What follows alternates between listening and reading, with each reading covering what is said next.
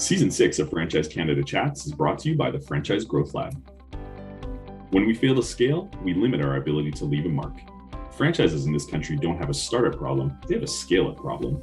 We can count on one hand how many founders and franchise systems have achieved the 100-unit mark in the last 10 years. At Franchise Growth Lab, we know the right way to scale, and seeing your brand make a bigger impact is what ignites us. Check us out on LinkedIn or go to franchisegrowthlab.com and sign up to receive a free copy of the 10 Habits of Best-in-Class Franchisors. On today's episode of Franchise Canada Chats, we get into some dirty talk. Dirty window talk, that is. Thanks, Patrick.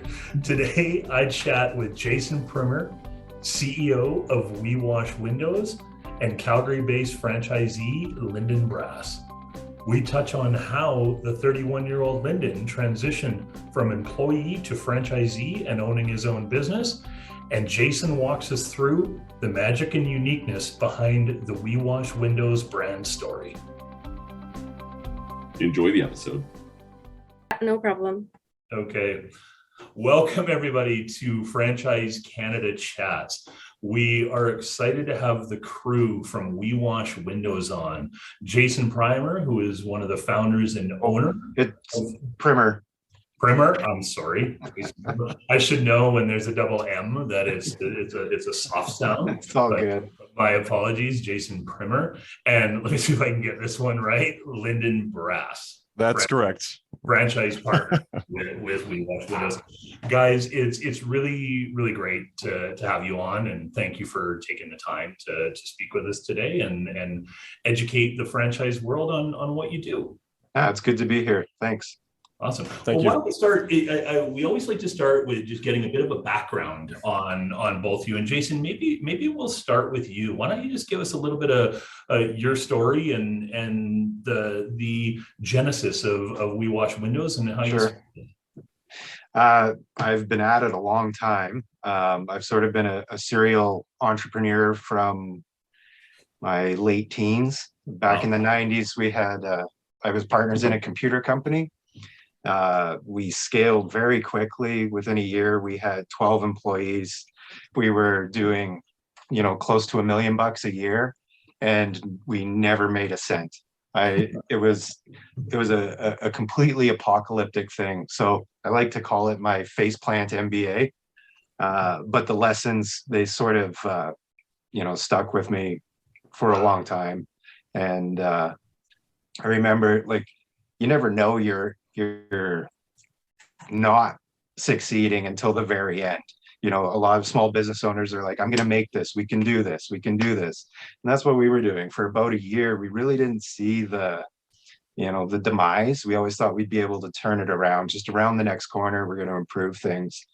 And finally, we failed, and we shut the computer store down. It was heartbreaking, but I remember we sort of transitioned from a big storefront with 12 people to me and my dad, who was my partner at the time, operating out of our house. And the reality was we had all of these old dusty computer parts, right? And I'm looking at them, I'm like, I literally need to turn this into food, because that's how bad it was. So we started, it's like, I've got this part, and I know this customer doesn't have that part. I can sell them an upgrade. So I just started hustling on the phone, and we made more money than that first few months operating, out of the back of a car than we did for the whole previous year. So, and I just remember still looking at the parts, and I'm like, I am never going to be in this spot again, ever. It's not going to happen. So that lesson has stuck with me, now just about 30 years. So, it was a good lesson. I'm glad it happened early in my, entrepreneurial career. And it's what they say is, and it's funny you say that, but the best exercise for personal growth is start a business, right? And I mean, honestly, it's you don't know what problems are small and what problems are big until you've started a business. So tell us then, how did you take that lesson and turn it into getting involved with We Wash Windows? Well, I think the lesson really came clear when we started scaling. And, that's scaling is easy. Scaling well is not. There's so many companies, they overstep their bounds, they scale too fast, they get into a spot, they can't pivot, they can't move backwards, and they're stuck. So for us, and a lot of that, it does, my father-in-law was a very, very cautious man in business. So that worked well. I tended to be a little bit more pushy with growing, and he tempered that really well. So, it was a good partnership. But So probably sorry to cut you off. What year was that your computer, your computer business, you had some struggles, you shut it down, and then you transitioned into business with your father-in-law. What year was that? Okay, so we would have shut down the computer company in 2001. Okay. But there's a 4-year gap. I went and worked for one of our previous suppliers. Oh, gotcha. So yeah, there was a 4-year gap there before I started working with my father-in-law. Gotcha. So tell us about that. What the conversation with your father-in-law and how We Wash Windows was born. Okay, so it's much like your experience. After 4 years in the computer industry, which by the time we got out of it, like it was hardware. It was gross margins were like 8% on the high side, 1 or 2% on the low side. It was awful. Mm-hmm. So I remember sitting at my desk, and my boss came in, and he sat down in front of me all motivational. And he's like, "What do you need from me to get the job done?" And at that moment, I'm like, if I just reached out and punched this guy, like what would happen? And I'm like, I am done. I need to leave. And I actually started applying for the city police. I thought, I could be a cop. At the time, I was a competitive fighter. I had, some of the skills. I was in great shape. So it seemed like a natural transition. And I was chatting with a police officer, and just in that conversation, I came to the reality. I'm like, no, this is not for me. At this time, my father-in-law, who had a background in construction, had bought this little window cleaning business to, retire, and, it was going to be nice. He was off his feet. It was growing so fast.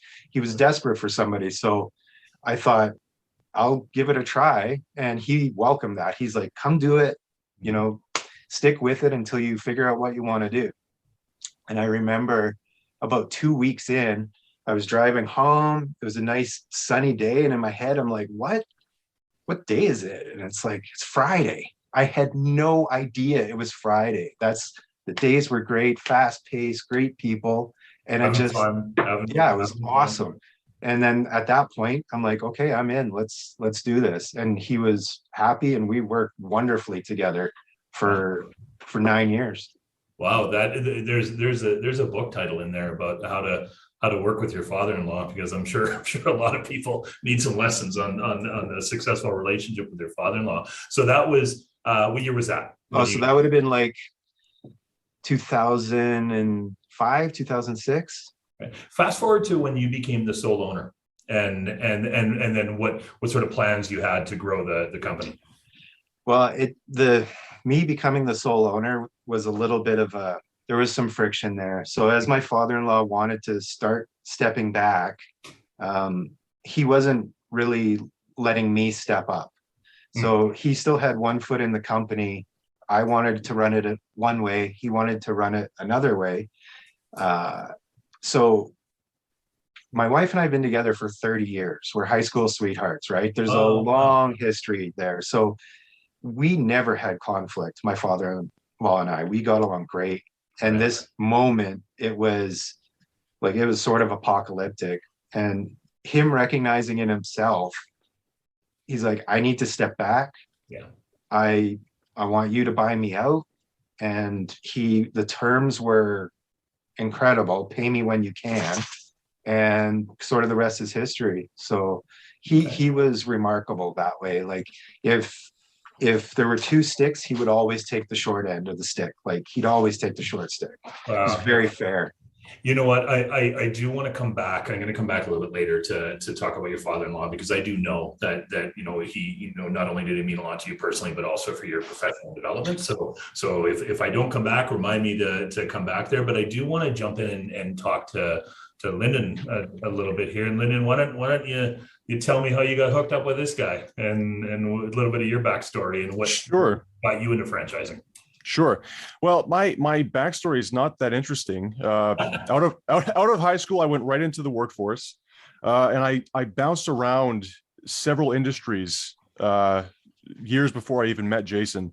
So I think my first real job out of high school, I was just stocking shelves at Superstore, Night Stalker, and I hated it. It was horrible. So I only did it for about a month and a half, and after that, I started working at Zellers when Zellers was still a thing. And I worked there for a couple of years. I worked in the electronics department. And then I had this urge to be a bartender. And I don't know why. Maybe I'd watched Cocktail and I thought, I want to bartend. But I went to bartending school and I got a job bartending at a museum, which was pretty cool. I learned some new skills there. Meanwhile, I started going into photography too. I had this idea. I wanted to start a photography business. And I did that for a while. I got a few gigs. And it was a failure. I did very poorly. I hadn't acquired the skills required to make it successful at that point.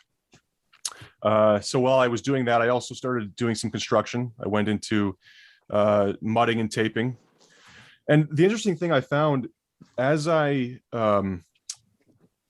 businesses that I worked for got smaller, I started learning more and more about business. It's almost like, you work for a company like Loblaws or Zellers, you feel like a number, but when you start interacting with owners directly, you start picking up a lot more about, how things are done, what's important. So after construction, midway through, I had an injury. I moved to Okotoks and I applied to We Wash Windows, and the rest from there is pretty well history. Wow. There's a story there to share. At the time when we hired Lynden, the employee market was difficult and we were having a hard time finding somebody. Trina sends me a text and she's like, I just had this guy hand drop off a resume. You need to call him. And I was like, he dropped off, he's hired, tell him to be there tomorrow. And I had no idea what to expect, but it was all golden from that point forward. Wow. You know what's interesting about that? Two things. Lynden, what are you're early 30s, right? I'm 32. Yeah. Yeah. 32. So I mean, a couple old school things there that I like. One, you're only 32 and you watch Cocktail. That's number two is the hand drop off of the resume and the work ethic. Okay, so you became an employee. Actually, you know what? Backing up a step, just for the people listening, two things. Number one, Okotoks is a small community just outside of Calgary. It's really almost part of Calgary now. So just from a geographical perspective. Number two, when Jason was talking about the employee market back at the time when Lynden dropped off his resume, is if we think employment and finding employees is tough right now, and we hear a lot about it in the news, sort of back at that time in Calgary, I also live in Calgary. I have never seen anything like it, where, in the heat of the oil boom, when places like, coffee shops were paying $22 an hour to attract people. So it was, it was something back then for sure. Okay. So you started working with We Wash Windows. And then you talk to me about the next step of becoming a franchisee. Well, it's funny. I never actually intended to be a business owner. It was all opportunity, really. I had been with the company for about 5 years, and I've developed a pretty strong relationship with Jason. And I know he wanted to expand, and he'd talk about this every now and again. What about this? You want to, we'll set up a franchise, and we have the clientele. And it just kind of went from there, and it grew, and I had lots of time to think about it. and the opportunity, it was a good opportunity, so I took it. Wow. You know what? There's something, Jason, for you as a franchisor, there's something incredibly validating when someone that knows your business inside and out and knows the numbers and knows the margins takes that step to become a franchisee. What did that feel like? It was a perfect scenario. It's sort of what I wanted the whole time. And Lynden, to speak more about Lynden, we've never had anybody rave about other employees like they have about Lynden. Hopefully none of my current employees watch this. They probably will, but they all know Lynden too. He's remarkable. So to have somebody that knows the business, but is also going to take care of the customers in a way they've, come accustomed to be treated, it was great. For us, it was the absolute perfect scenario. Okay. Yeah, I mean, yeah, it's always good. I mean, again, from a validation perspective, whether it's someone looking at a franchise concept or not, if employees have bought into the system. So, I mean, let's rewind a little bit and just, for the people listening, Jason, give us talk about what is We Wash Windows outside of, the name, and what makes your concept unique? Well, I think for us, we're a traditional window cleaning company, which in the industry, there's traditional and then water fed. So traditional is you're using ladders, you're accessing the windows directly. Water fed, you're using a machine to reach. Often, you're on the ground reaching up 2-3 stories with a pole with a water fed system. Our belief is that you end up with a much better product. So number one, that's sets us apart from others. We've been sort of the very slow road to franchising. We've been at this more than 20 years. We have 20 years of evolving our systems, evolving our processes. Our vehicles are outfitted in such a way, we've got revisions. I talk about revisions of the van. We're on the 8th revision of our van. We're constantly improving stuff. The reality is, in window cleaning, the only time you're making money is when you're making windows wet, right? For us, that's what it comes down to. So we want to make sure that our back office, the way the vehicles are outfitted, they're all the same, they're efficient, they work well. We've managed all of the problems that a franchisee is going to encounter as they scale a home-based service business up.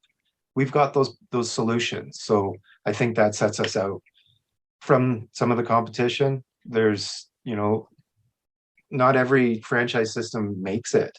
And there are window cleaning examples of that. Right. So for us, it's making sure that package is going to provide the solutions that a potential franchisee is going to have. Gotcha. And I know, I mean, we haven't known each other that long, but I know you're fanatical about, the customer experience and customer service. Can you, and I know, let's expand that into a bit of a bigger question, because I know that your father-in-law had a lot to do with how, what the customer experience is like at We Wash Windows. Can you talk a little bit about what your father-in-law meant to the company and how he set you guys up for success? Well, if customer expectations were here, he constantly delivered out of the picture, right? So it's easy to make customers happy when they're blown away, and that rubs off. So for us, anytime we're training new staff, it's like our product, our clean windows, has to be perfect, absolutely perfect. So that starts from day one.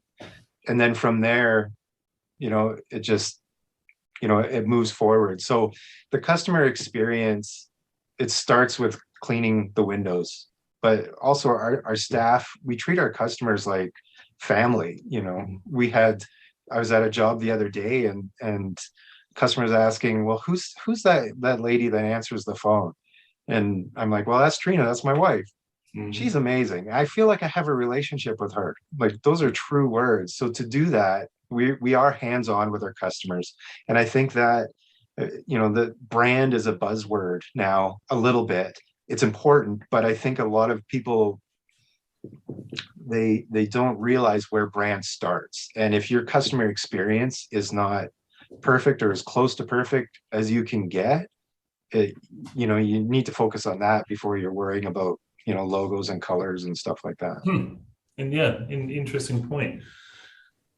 Lynden, okay, so you've become an owner of the business. When did you become a franchisee? What date? Well, that would have been basically the beginning of this year, so 2022. Okay, so like, what's the first few months been like as being the owner of a company besides being manic?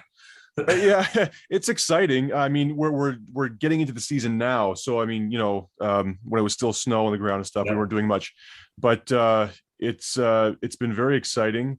There's no shortage of work. Jason basically handed me clients, so lots to learn. It's funny because you work as an employee so long, and there's a lot of stuff in the back end you don't see. Now you have to think about the stuff that you didn't have to think about before, dealing with customers, payroll, all that kind of stuff. Yeah.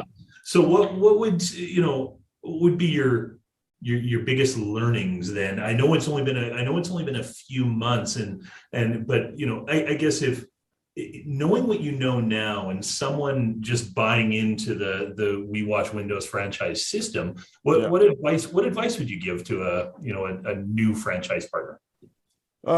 You mean in this company or just in general? Yeah. You know what? Just in general.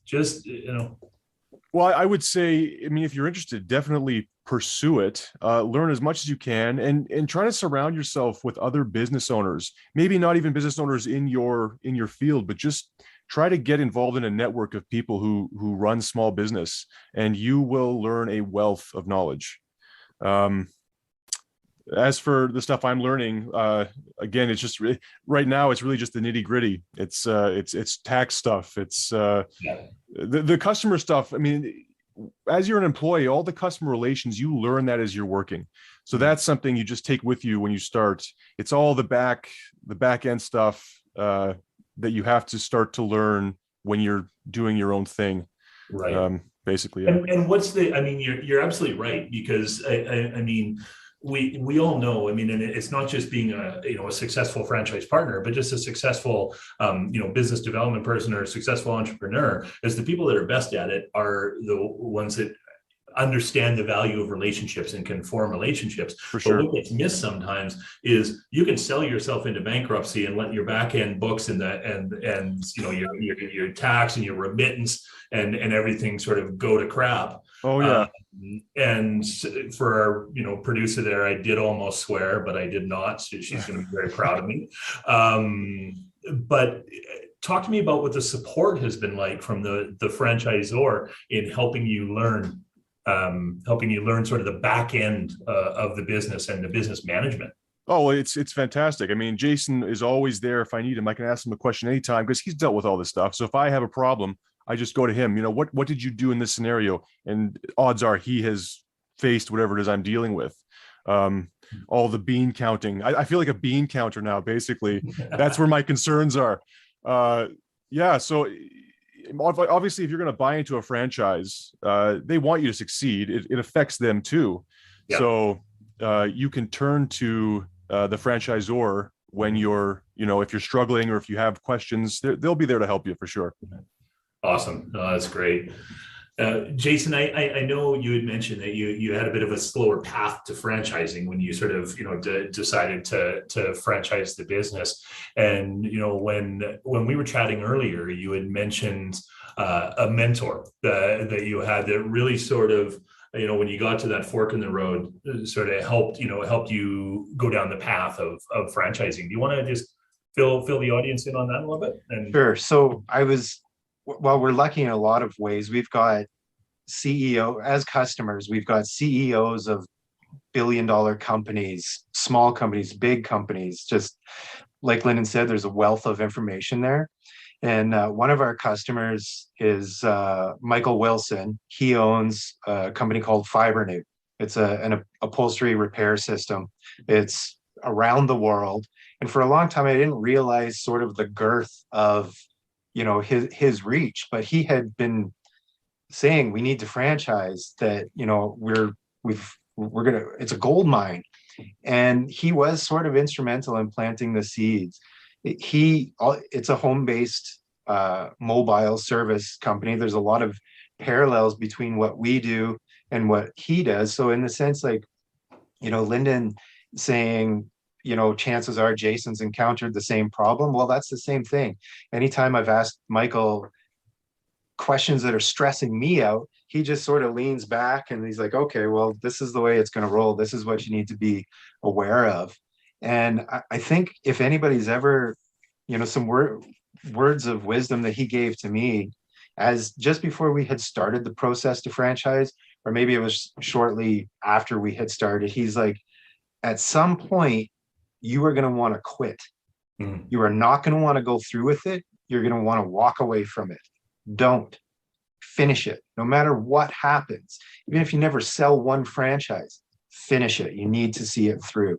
And there definitely were peaks and valleys through the process. Like, it's to franchise a company, it's a big process. And for me, like, what really cemented it, I attended a seminar that CFA had hosted in Calgary a few years ago. Great speakers, a lot of knowledge. I'm still in touch with some of the speakers now, and I've had coffee with them and, poked their brains. So, it is good to find somebody that has traveled that path. And, when somebody mentors, there's only a few reasons that they do it. And, in Michael's case, he's been at it so long, he's not going to get anything from me except seeing me grow. And that's the true gold in mentorship. So anybody, no matter where they are in business, they should find a mentor. Like, it's invaluable. What's super cool about that, and for anybody listening, and this is actually really, really important when you are looking at a franchise concept to invest in, particularly an emerging brand. If you think about it, is you franchise your concept because you become a great technician, you know everything there is to know about the industry, you got a great business model, and you're an expert in your field. You've put those hours and hours and hours, and in cases, 10, 20,000 hours into becoming an expert in their business.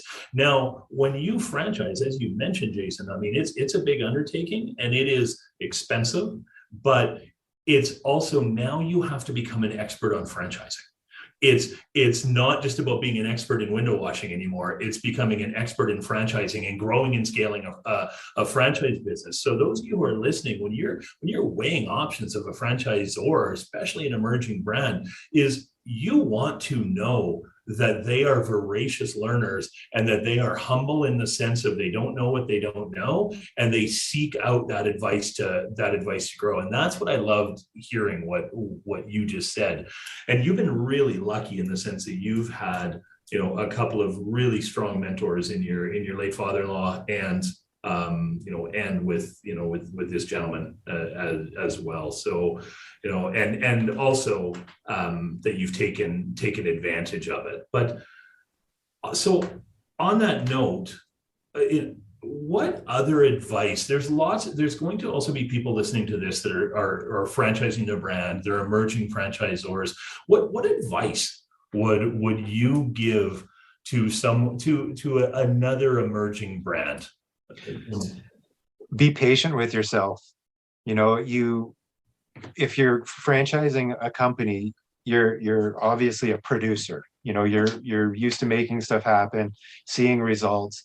And with franchising, it's not going to happen overnight. The first 5 units are going to be hard, and just accept that that's okay. Do a little bit each day, be productive, but accept that sometimes it's going to take time.